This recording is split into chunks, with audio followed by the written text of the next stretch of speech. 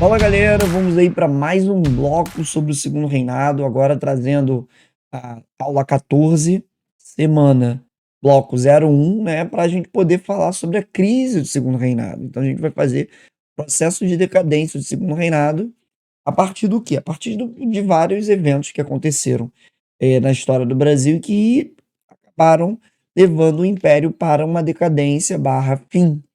Você tem inúmeros eventos que acontecem na segunda metade do século XIX, e esses eventos eles vão contribuir para levar o segundo reinado para uma decadência barra extinção do regime, sendo substituído pela república.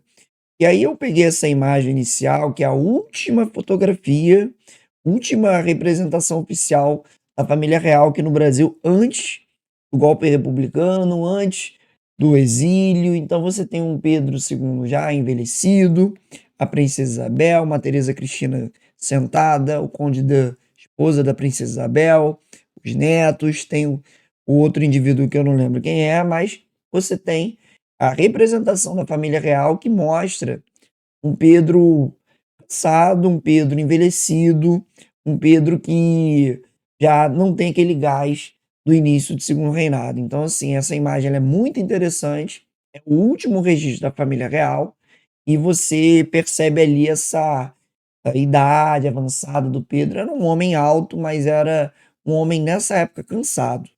Então, assim, quando você analisa esse contexto do segundo reinado, o que que vai contribuir para essa falência, né, esse processo de falência? Você vai ter um processo que primeiro é entender que o segundo reinado ele ficou parado no tempo. Quando a gente fala de ficar parado no tempo, é entender que o segundo reinado, ele a estrutura de governo, de ser uma monarquia, a única monarquia da América, eh, era criticada, era um governo criticado por conta do seu atraso. Eu eu vou até comentar que em feiras científicas, em exposições pelo mundo, o pavilhão do Brasil era sempre representado com muito exotismo, com muito mistério. Então tem uma imagem do livro As Barbas do Imperador que mostra esse mistério, esse exotismo. Então o Brasil ele era representado como algo arcaico. Você tem também uma imagem do Koshiba que mostra que o império é visto como atraso por conta da sua ligação ainda com a escravidão. Então tem essa imagem, de um senhor acompanhado por um menino, por um negrinho, e um homem abre parte da cortina onde você consegue ler ações, né, as grandes ações, e aí um homem fala: "Olha, o senhor não pode entrar com esse negrinho". E aí o senhor de idade fala: "Ah, mas ele me acompanha em tudo, eu preciso dele para tudo". Então a imagem faz uma referência, obviamente, à escravidão no Brasil, e o senhor de idade, muito parecido com Dom Pedro.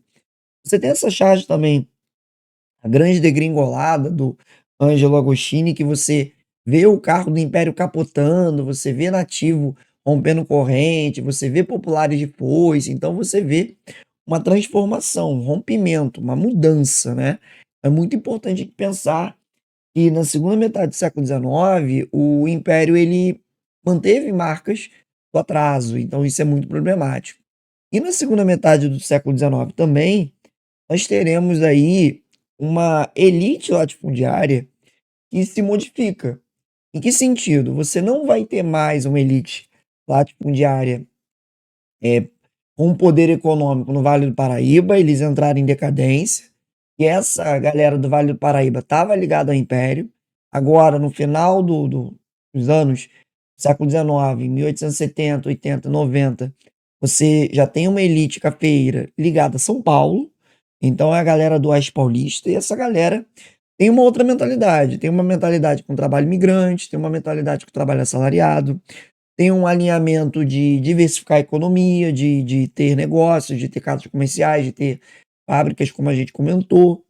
Então essa galera já tem uma outra mentalidade. E essa galera, ela almeja mais poder.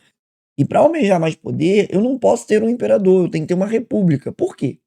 Porque no modelo republicano eu vou ter civis que vão chegar à presidência. Eu vou ter homens que vão, não precisar agradar, bajular um imperador, mas que vão ser da política. Então, como o eixo político no império estava no Rio de Janeiro, Essa galera de São Paulo, por exemplo, em 1873, vai criar o Partido Republicano Paulista, na Convenção de Itu, quadro este que está aí apresentado. Então você consegue visualizar que eu estou tendo mudança na perspectiva de poder político, na estruturação da própria realidade brasileira, de uma elite cafeicultora que não quer, de novo, um governo imperial, quer pensar outra coisa. Então, quando você fala do projeto republicano que foi instaurado pelos militares, também tem uma parcela civil. Os executores foram os militares, mas os civis, os cafeicultores estão ali também, presentes. Então, com uma mentalidade diferente, né? E até mesmo os cafeicultores do Vale do Paraíba, quando verem o processo de leis abolicionistas, eles vão sendo empurrados para a causa republicana. Então, a escravidão é um elemento problemático, a escravidão é um elemento que coloca o império num cenário de crítica, um cenário de ser criticado, porque ainda mantém estruturas arcaicas. Depois da Guerra do Paraguai, o exército vai questionar a escravidão, não vai querer mais perseguir escravizados fugidos, vai dizer: olha, isso não é papel da gente, nosso papel é defesa nacional.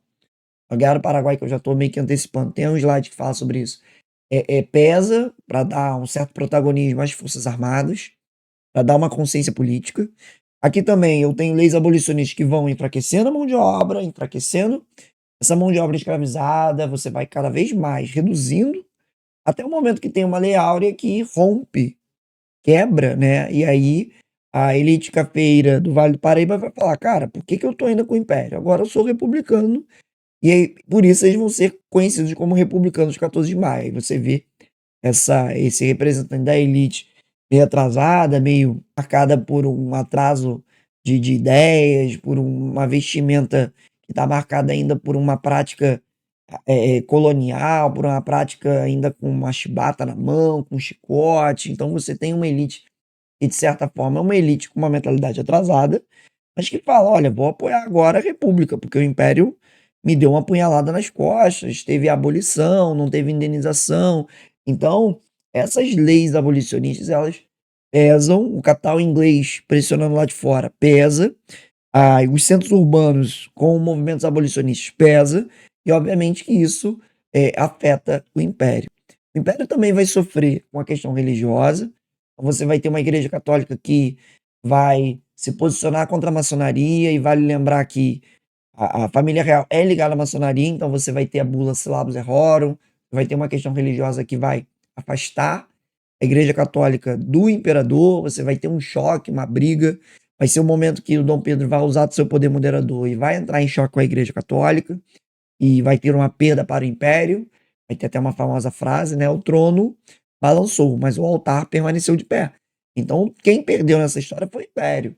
O império sai com prejuízo nisso. Aquilo a gente está enumerando até de certa forma, a questão religiosa, a questão abolicionista, então tá tocando nisso.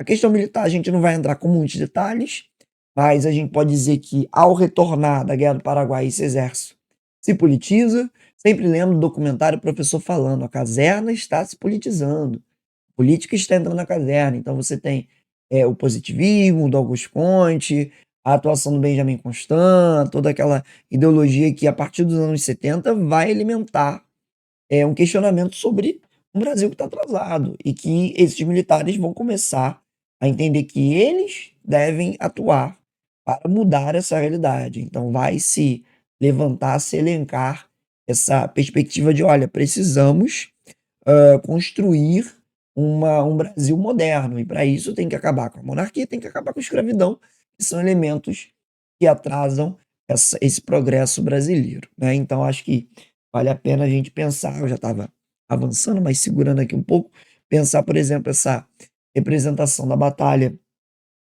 do Havaí na Guerra do Paraguai, onde esses militares se colocam como os defensores do país e aqueles que devem fazer o Brasil progredir. Então, para eles, a monarquia, ela é sinal de atraso, ela é um problema.